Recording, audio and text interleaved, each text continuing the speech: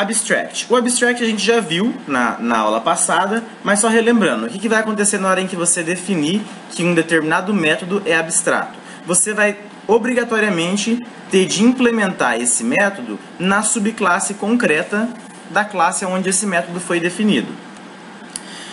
Relembrando algumas coisas que a gente tem que saber. Quando a gente define um método como sendo abstrato, a gente tira as chaves e coloca um ponto e vírgula. Não é permitido ter um método abstrato em uma classe concreta, ou seja, se você colocou o modificador abstract em algum método, você vai ter que colocar esse modificador abstract também na sua classe. A primeira subclasse concreta de uma superclasse abstrata é obrigada a implementar todos os métodos abstratos de modo acumulativo. O que ele quer dizer aqui é o seguinte, ó, eu vou criar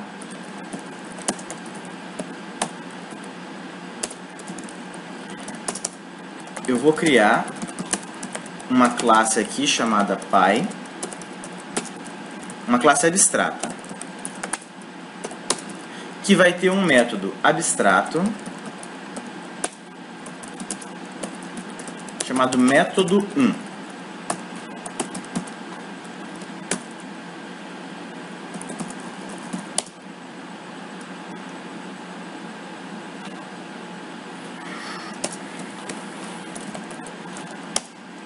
Vou criar, em seguida, uma classe também abstrata chamada filho,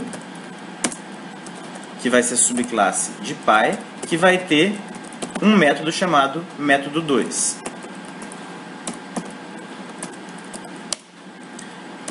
Beleza, e vou criar a terceira classe, só que agora concreta, que vai ser Espírito Santo, que vai ser subclasse de filho. Vou apagar esse daqui. Beleza, então qual que é a relação de herança que eu criei? Do Pi, ele tem como subclasse filho, que tem como subclasse o Espírito Santo. Se eu compilar o Pi, eu não vou ter problema. Se eu compilar o filho, a mesma coisa. Na hora que eu for compilar o Espírito Santo, o que vai acontecer?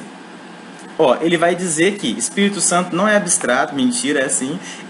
No nosso exemplo não é. Espírito Santo não é abstrato e não sobrescreve o método abstrato chamado método 2. Então significa o quê? Que essa classe aqui, obrigatoriamente, ela tem que dar um corpo, né? Ela tem que implementar método 2. Beleza, implementei método 2, vou compilar agora.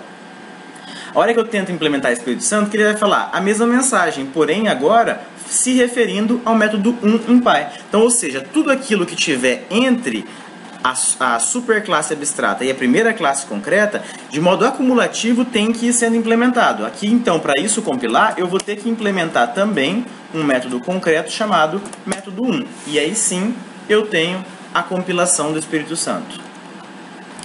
Métodos abstratos nunca podem ter os modificadores final e private. Isso aqui você não precisa decorar. Se você lembrar o que a gente viu na aula passada, você já consegue raciocinar que a combinação de abstract com final e private, ela é impossível. Por quê?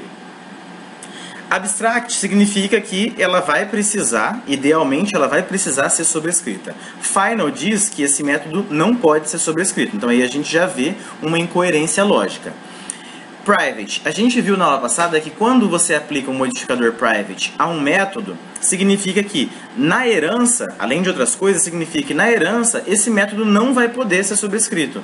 Se abstract diz que o método tem que ser sobrescrito e private também não permite a sobrescrição, a gente tem uma outra contradição. Então por isso que a gente não pode combinar esses dois. E não pode combinar também static e abstract em classe top level. A gente vai ver isso daí futuramente. Isso daqui você vai ter, por enquanto, que decorar.